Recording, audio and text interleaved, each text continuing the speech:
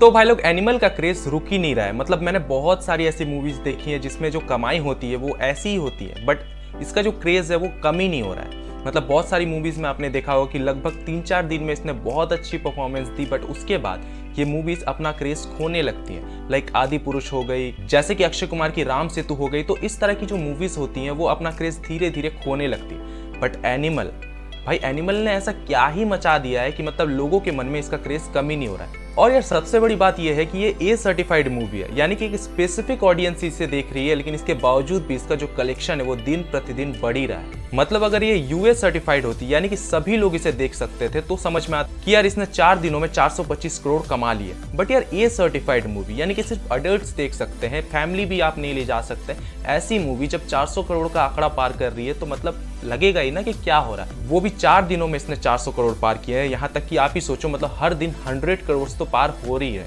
मतलब हर दिन ये मूवी 100 करोड़ तो कमा ही रही है, मतलब जो कि छोटी बात नहीं है। आप ही सोचो कि ऐसी मूवीज होती हैं जो कि वर्ल्ड वाइड भी इतना कलेक्ट नहीं कर पाती जितना इसने इंडियन नेट में कमाया है। मतलब ऑलमोस्ट 450 में से इसने लगभग 250 करोड़ के करीब तो इंडियन नेट में ही कमाया है। जहां अक्षय कुमार की मूवीज, यहाँ तक कि और भी बहुत सारी ऐसी हीरोज की मूवीज हैं जो कि अपना बजट तक रिकवर नहीं कर पा रही है वर्ल्ड वाइड कलेक्शन में भी, वहां एनिमल मूवी एक ऐसी आ गई है जिसने ना केवल अपना बजट रिकवर किया, वो भी सिर्फ इंडियन नेट में अगर बात करें तो इसने अपना बजट ही रिकवर कर लिया। खैर अब तो ये मूवी अपना मुनाफा कमा रही है और बता रही है कि एनिमल किसे कहते हैं। यानी कि आप सीधा सीधा ये समझ सकते हैं कि इस मूवी में ना केवल इंडियन नेट में बल्कि बाहर वर्ल्ड वाइड में भी अपना लोहा बहुत ही अच्छी तरह से मनवाया है। मतलब यार एक होता है कॉन्फिडेंस, उसके बाद आता है बहुत ज्यादा कॉन्फिडेंस, और उसके बाद आते हैं संदीप रेड्डी वांगा जैसे लोग, मतलब जो डायरेक्टली ही इंटरव्यू में बोल देते हैं कि अब मैं बताता हूँ कि वायलेंट किसे कहते हैं। और लिटरली इसी वायलेंस के दम पर ये मूवी इतना कमा रही है। मतलब आप ही सोचो कि वो मूवी जो ए रेटेड है, यानी कि बहुत ही कम लोग इसे देख रहे हैं, इसके बावजूद भी ये ऐसा कलेक्शन कर रही है। तो आप ही सोचो ये अगर यूएस सर्टिफाइड होती, यानी कि सभी लोग इसे देख रहे होते, तो मतलब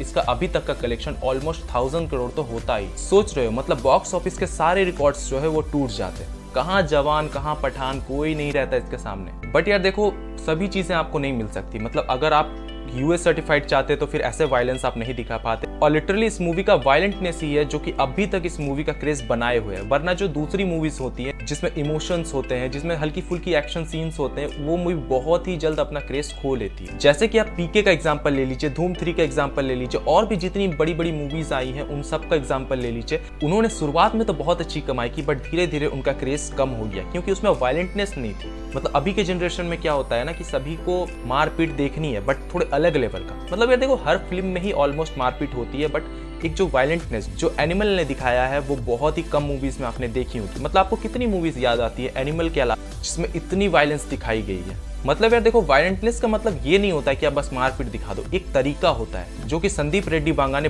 बहुत ही अच्छी तरीके से दिखाया। आप सोचो ना, मतलब जो एक्टर जिसका ऑलमोस्ट करियर खत्म हो चुका था, यानी कि बॉबी देओल, यार वो डीजे प्ले कर रहे थे अपने घर चलाने के लिए। सोचो ऐसे एक्टर को उन्होंने अपना मेन विलन लिया और उसके बाद उनसे क्या परफॉर्मेंस निकलवाई है। मतलब अगर आप क्रिकेट देखते हो, उसमें अगर आईपीएल देखते हो, तो आपने कभी चेन्नई सुपर किंग्स देखा है? मतलब वो क्या करते हैं कि बहुत ही लोकल प्लेयर और बहुत ही नॉर्मल प्लेयर को ले लेंगे जिसका ऑलमोस्ट करियर खत्म होने वाला है, या फिर जिन्हें लोग नहीं लेंगे, ऐसे प्लेयर्स को लेकर के वो आईपीएल जीतती है, यानी कि उनका बेस्ट निकलवाती है। संदीप रेड्डी वांगा ने बिल्कुल वैसा ही किया है। मतलब आप ही सोचो कि 1-2 मूवीज को छोड़ दें तो उन्होंने अभी तक पिछले 10 सालों में बहुत ही कम मूवीज में काम किया है। और अब अगर विलन के तौर पर देखें तो ना केवल संजय दत्त, हाल ही में संजय दत्त ने भी बहुत नाम कमाया है एज अ विलन। बहुत सारे, जैसे लियो मूवी में उन्होंने किया, फिर अधीरा का रोल उन्होंने किया। तो बहुत सारे ऐसे जो विलन के रोल है वो अब बॉबी देओल भी करने वाले हैं, क्योंकि उनका जो नाम अब हो चुका है, एज अ विलन भी हो चुका है।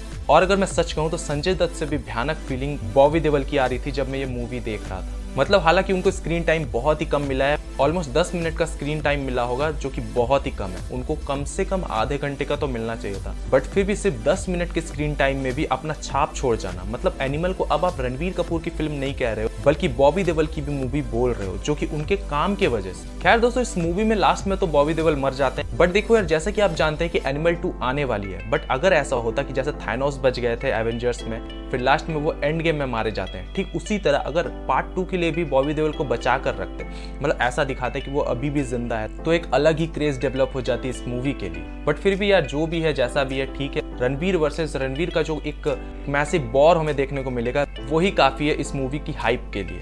मतलब बिल्कुल एनिमल वर्सेस एनिमल की वाइब आ रही है हमें वो पोस्ट क्रेडिट सीन देखने के बाद। खैर दोस्तों, सिर्फ 4 दिनों में 425 करोड़ कमाने वाली एनिमल मूवी क्या अगले 2 दिनों में 500 करोड़ के क्लब में शामिल हो सकती है, वो देखना मजेदार रहेगा। बाकी अगर वीडियो में कुछ अच्छा लगा हो तो वीडियो को लाइक करें और ऐसी अमेजिंग वीडियोस के लिए हमारे चैनल को सब्सक्राइब करें। मैं मिलता हूं आपसे अगली वीडियो में, तब तक के लिए बाय, टेक केयर एंड